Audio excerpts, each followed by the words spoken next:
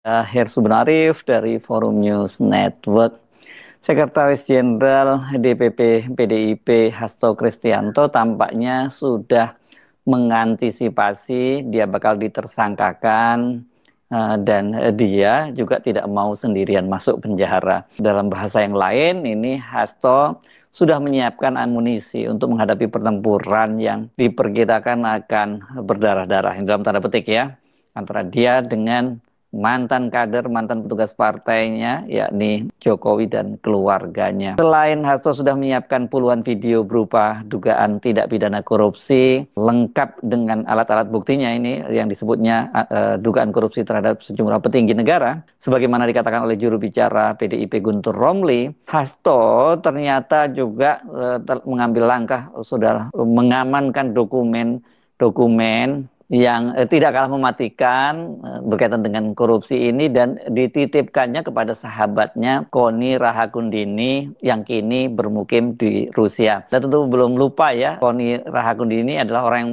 pertama kali membongkar bahkan menyampaikan kepada Hasto bahwa dia akan ditersangkakan gitu, dan ini pengakuan Koni, dia mendapat kabar itu dari sumber yang dia sangat percaya, makanya dia bela-belain kemudian pulang dari Rusia ke Indonesia untuk menyampaikan hal itu kepada Hasto. Koni menyampaikan pengakuannya itu bahwa dia menyimpan dokumen rahasia dan penting milik Hasto. Ini kata dia untuk langkah antisipasi, dia sudah mencatatkan dokumen-dokumen itu ke notaris di Rusia. Ini berbekal pengalaman sebelumnya ketika sopirnya Hasto itu kan buku hitam catatan PDIP itu kan dirampas oleh penyidik di KPK. Koni menyampaikan hal itu Kamis malam waktu Rusia melalui akun Instagramnya yang kini menyebar luas di media sosial dan menjadi pemberitaan di berbagai media online maupun televisi.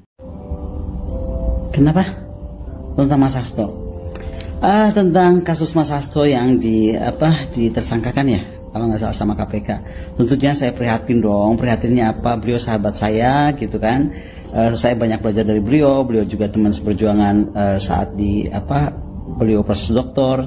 Ada kebanggaan kan kalau teman kita itu jadi pinter dan kita saling belajar. Tapi gini, kalau tentang kasus KPK ya, saya nggak akan ikut campur, tetapi begini, buat saya itu aneh.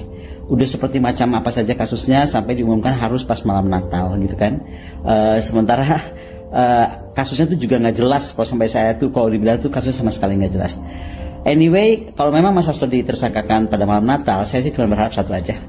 Banyak kasus besar, kakak beradik itu, anaknya sih itu, yang katanya pencucian uang, katanya apa, itu kan ada KPK tahun berapa? 2001 atau 2022? Terus apalagi Pak Erlangga Hartarto, terus siapa Muis itu, Sandra Dewi, yang mengulik kemarahan masyarakat karena pajak banget korupsinya 300 triliun cuma 6 tahun. Aduh please deh.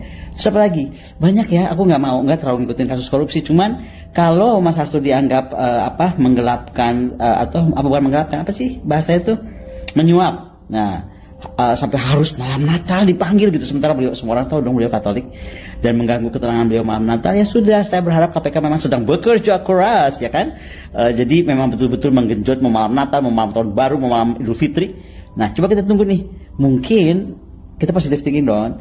Tahun baru ini kemudian akan masuklah kakak beradik itu juga ke KPK, kemudian juga mungkin Pak Erlangga, kita nggak tahu, atau lagi juga yang lainnya.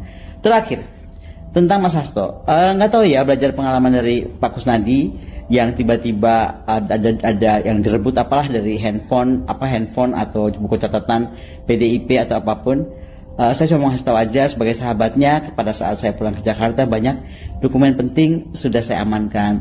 Jadi yang takut dokumennya bisa dihilangkan dan bagaimana lah gitu, udah saya amankan di Rusia. Jadi pada saat saya pulang ke Indonesia, saya dititipi beberapa dokumen penting dan sudah saya amankan dan saya sudah notariskan di Rusia ini. Ya bisa saja itu jadi bom waktu, kita lihat aja. Sebagai sahabat saya hanya membantu Mas Hasto sebatas yang saya mampu, dan tetap aja ya, buat saya Indonesia itu tanah air saya.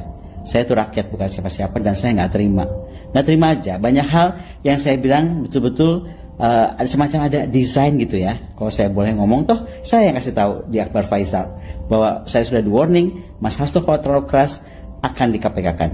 Omongan saya nggak salah kan?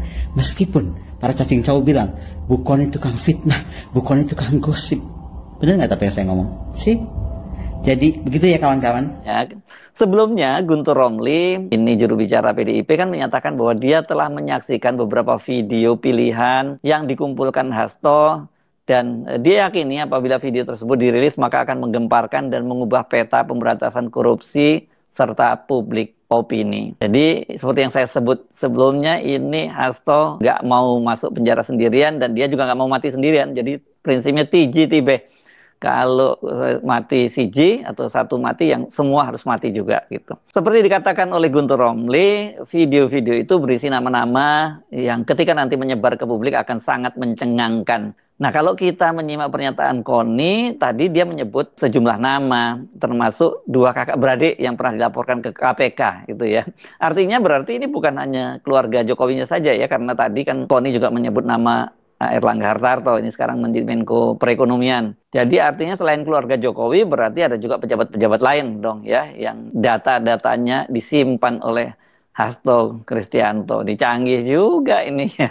Selain video, ada dokumen-dokumen yang sekarang sudah disimpan, diamankan oleh notaris di Rusia. Kita bisa menduga bahwa kakak beradik yang dimaksud oleh Koni tadi adalah 2 putra Pak Jokowi, yakni Gibran Rakabuming yang sekarang menjadi wakil presiden dan Kaisang Pangarep yang kini menjadi ketua umum Partai Solidaritas Indonesia. Pada bulan Januari tahun 2022, dosen UNJ ini yang juga dikenal sebagai aktivis senior, Ubaidillah Badrun, itu kan melaporkan Gibran dan Kaisang ke KPK. Ubaidillah melaporkan Gibran dan Kaisang terkait dugaan tindak pidana korupsi dan atau tindak pidana pencucian uang atau TPPU dan berkaitan dengan dugaan korupsi, kolusi, dan nepotisme ke KPK. Laporan itu berkaitan dengan peristiwa tahun 2015 saat ada perusahaan besar bernama PTSM yang sudah menjadi tersangka pembakaran hutan dan sudah dituntut oleh Kementerian Lingkungan Hidup dengan nilai yang fantastis 7,9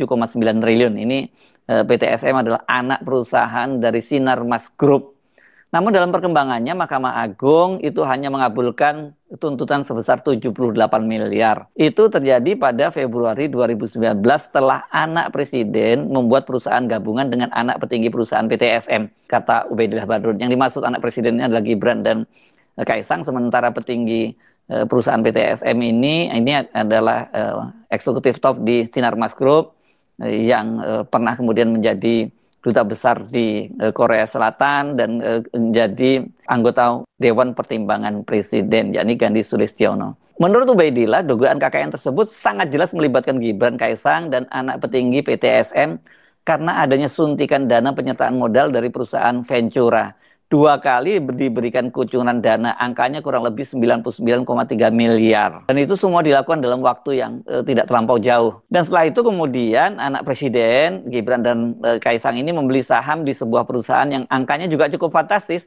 92 miliar. Dan itu menurut Ubaidillah Badrun merupakan tanda tanya besar. Apakah seorang anak muda yang baru mendirikan perusahaan dengan mudah mendapat penyertaan modal dengan angka yang cukup fantastis kalau dia bukan anak presiden? Namun laporan tersebut nggak pernah ditindaklanjuti oleh KPK di era kepemimpinan Firly Bahuri. Dan ketika ribut-ribut penggunaan private jet Kaisang dan istrinya ke Amerika Serikat, Ubaid itu juga kembali melaporkan Kaisang. Kali ini malah bersama Pak Jokowi karena diduga menerima gratifikasi.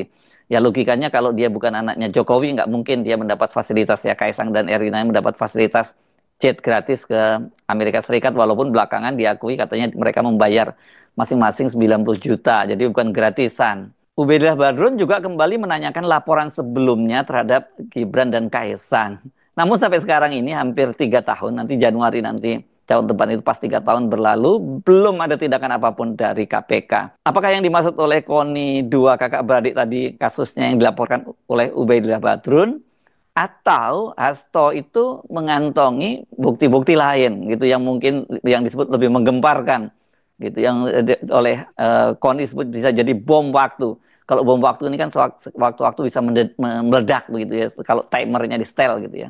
Jadi tampaknya ini benar-benar akan jadi perang bubat ini antara Hasto, CQ PDIP melawan Jokowi dan keluarganya serta para pejabat tinggi yang menjadi kroninya. Semuanya ya gara-gara katanya Jokowi dan anak menantunya itu dipecat oleh PDIP. Tapi saya kira itu hanya puncaknya saja lah, karena perselisihan atau perseteruan di antara mereka ini sudah berlangsung lama, dimulai ketika Jokowi keinginannya untuk maju 3 periode ditolak oleh Ibu Megawati, dan ini kemudian karena PDIP yang mengusung Pak Jokowi dan kemudian ikut menentangnya, ya partai-partai lain yang tadinya menyepakati untuk 3 periode jadi balik badan juga, dan ini rupanya membuat Pak Jokowi sangat marah dan mungkin dendam ya pada PDIP.